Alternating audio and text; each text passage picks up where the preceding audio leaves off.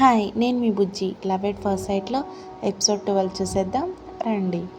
వద్దు పెదనాన్న, మమ్మీ నేను ఉంటాము. వినీల్ని కూడా రిక్వెస్ట్ చేశాను, అతను తోడుగా ఉంటాడు.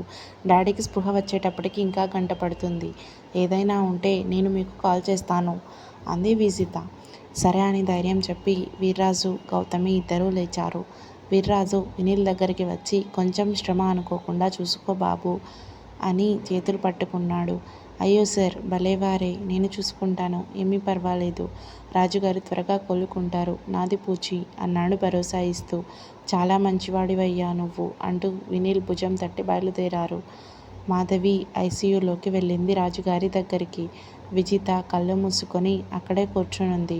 తండ్రి యాక్సిడెంట్తో బాగా డిస్టర్బ్ అయింది. మొహం బాగా వాడిపోయింది.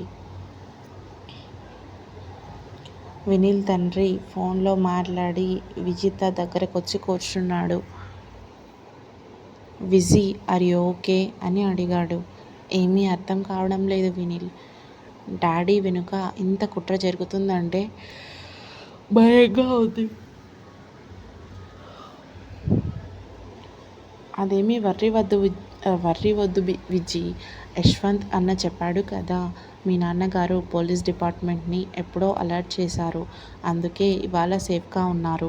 రేపు మార్నింగ్ యశ్వంత్ వస్తే ఎలా వాళ్ళని శిక్షించాలో ఆలోచిస్తారు. అప్పుడు వాళ్లకు భయం కలుగుతుంది. అంతా బాగానే ఉంటుంది. నువ్వు ఎక్కువ ఆలోచించకు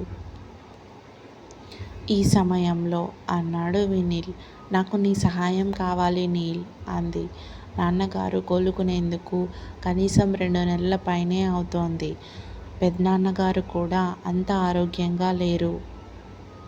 మా వాళ్ళను ఎవ్వరిని నమ్మాలంటేనే భయంగా ఉంది. ఈ సమయంలో నా మనిషి అంటూ ఒకరు ఉండాలి నాకు తోడుగా. అది నువ్వైతే నాకు ధైర్యంగా ఉంటుంది. ప్లీజ్ ఉంటావా అంది. నేను మీ ప్రక్క ఇంట్లోనే ఉంటాను కదా విజ్జి. నీకు ఎప్పుడు ఏ అవసరం ఉన్నా వెంటనే వస్తాను అన్నాడు వినీల్. అలా కాదు నీల్, నా కోసం 2 నెలలు లీవ్ పెట్టు, మా ఇంట్లోనే ఉండు. ఈ బిజినెస్ వ్యవహారాలు నాకు అంతగా తెలీదు. నాన్నగారు కదిలే పరిస్థితిలో లేరు కదా, నేనే అంతా చూసుకోవాలి. నువ్వు నా పక్కనే ఉంటే నాకు ఈజీగా ఉంటుంది. ప్లీజ్ కాదనకు. అమ్మో, 2 నెలల నా జాబ్ వదిలేసి నీతో ఉండి మీ బిజినెస్ చూడాలా? ఆశ్చర్యంగా అడిగాడు వినీల్. నా ఉద్యోగం ఉండదు విజ్జి. ఇప్పుడున్న ప్రాజెక్ట్స్లో అతి కీలకమైనవి నా చేతిలో ఉన్నాయి. నేను వారం లీవ్ పెట్టినా కంపెనీ ఊరుకోదు. వాళ్ళు సంవత్సరానికి ఇచ్చే జీతం నేను నెలకు పే చేస్తాను వినీల్. ప్లీజ్ నన్ను అర్థం చేసుకో. నీకెలా చెప్పాలో తెలియట్లేదు. ఈ 2 నెలలు చాలా ఇంపార్టెంట్. నేను చాలా టైం వేస్ట్ చేశాను. నాన్నతో అసోసియేట్ అయ్యుంటే ఇప్పటికీ కొంత తెలిసుండేది. అంతా నా తప్పే అంటూ బాధపడుతోంది విజిత. రేపు నాన్నగారు ఇవన్నీ నాకు అప్పచెప్తారు. నేను బిక్క మొహం వేయాల్సి ఉంటుంది.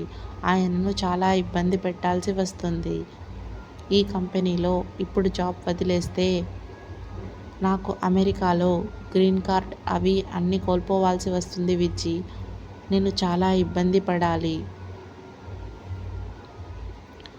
మరి మనకు పెళ్ళైతే నువ్వు ఇండియాలో ఉండక అమెరికా వెళ్తావా అనుమానంగా అడిగింది విజ్జి.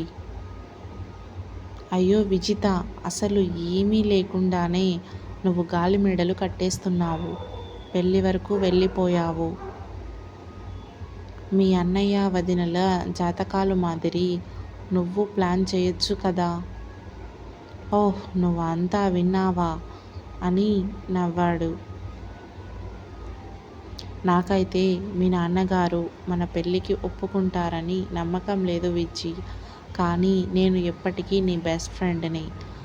నా ఉద్యోగం మీ బిజినెస్ 2 నెలల పాటు చూడాలంటే మటుకు చాలా కష్టం అవుతుందేమో, చూడాలి. కానీ ముందు మీ నాన్నగారు క్షేమంగా ఇంటికి వచ్చి హ్యాపీగా ఉంటే ఆయనతో ఆలోచించి ఎలా చేయాలో ప్లాన్ చేద్దాం. ఆయన మైండ్లో ఏముందో మనకు తెలీదుగా. ఆయన ఇంకెవరినైనా తన బాధ్యత అప్పగిస్తారేమో అన్నాడు. ఇప్పటికి ఈ టాపిక్ వదిలేద్దాం. మీ డాడ్ ఆరోగ్యం, ఆయన శత్రువుల మీద యాక్షన్ అనేవి మన ముందున్న ముఖ్య బాధ్యతలు. పద మనము లోపలికి వెళ్దాం అన్నాడు వినీల్. ఈ పాటికి మీ నాన్నగారు స్పృహలోకి వచ్చి ఉంటారు. ఇద్దరూ లేచి ఐసీయూలోకి వెళ్ళారు.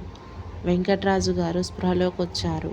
పక్కనే డాక్టర్, నర్స్ రీడింగ్స్ చెక్ చేస్తున్నారు.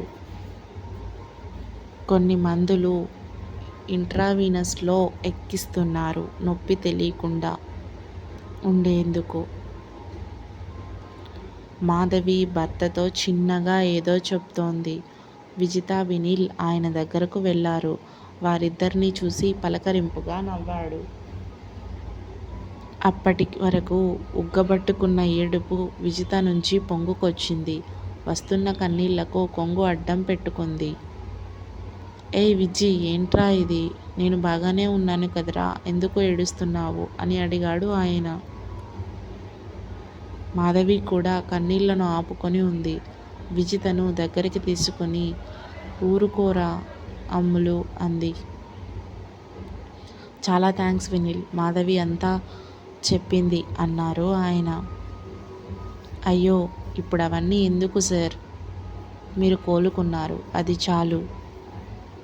డాక్టర్ విజితకి సైగ చేశాడు, ఎక్కువ మాట్లాడకండి అని. ఓకే అని. సరే డాడీ, రెస్ట్ తీసుకోండి, మేము ఇక్కడే ఉంటాము. వినీల్ ఇక్కడే ఉంటాడు మాకు తోడుగా. పొద్దున వస్తాము. ఇప్పుడు మాట్లాడితే మీకు ఇబ్బంది అవుతుంది అని చెప్పి తల్లిని వినీల్ని తీసుకొని బయటకు నడిచింది. ఆ ఫ్లోర్లో విఐపీలకు కేటాయించే రూమ్స్ ఉన్నాయి. ఐసీయూలో ఉన్న పేషెంట్స్కు తోడుగా ఉండేందుకు విఐపీ రూమ్స్ ఉన్నాయి. ఆ రోజు విఐపీ పేషెంట్ ఒక్క రాజుగారు కాబట్టి ఆ ఫ్లోర్ అంతా ఖాళీగానే ఉంది. ఒక రూమ్ విజిత వాళ్లకు, మరో రూమ్ వినీల్కి కేటాయించారు.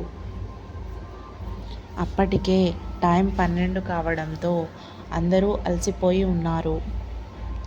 విజిత, మాధవి తమ రూంలోకి వెళ్ళారు పడుకునేందుకు. అక్కడంతా ఖాళీగానే ఉండడంతో ఓ పెద్ద సోఫాలో కూర్చున్నాడు వినీల్ తన ల్యాప్టాప్ పెట్టుకొని.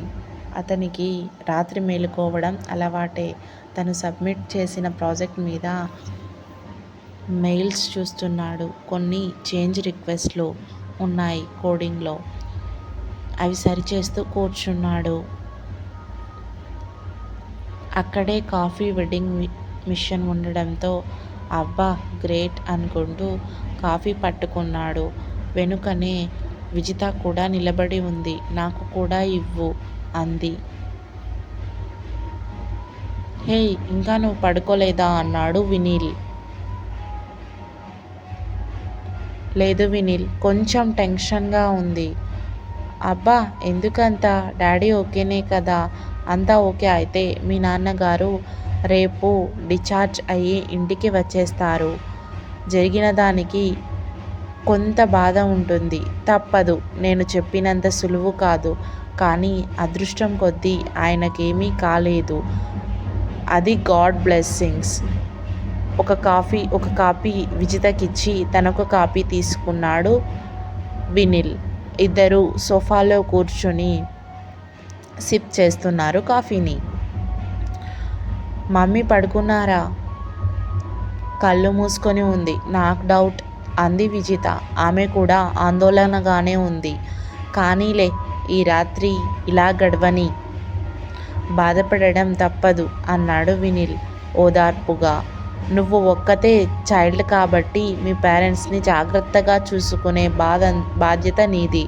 అందులోనూ మీ బిజినెస్ ఎంపైర్కి కూడా నీవే రాణివి. ఈ రాణిగారికి పెళ్ళయ్యి రాజుగారు వచ్చే వరకు ఒంటరి పోరాటం తప్పదు అన్నాడు నవ్వుతూ మన వినీల్. ఎపిసోడ్ 13లో మరీ కలుద్దాం. Thanks for watching.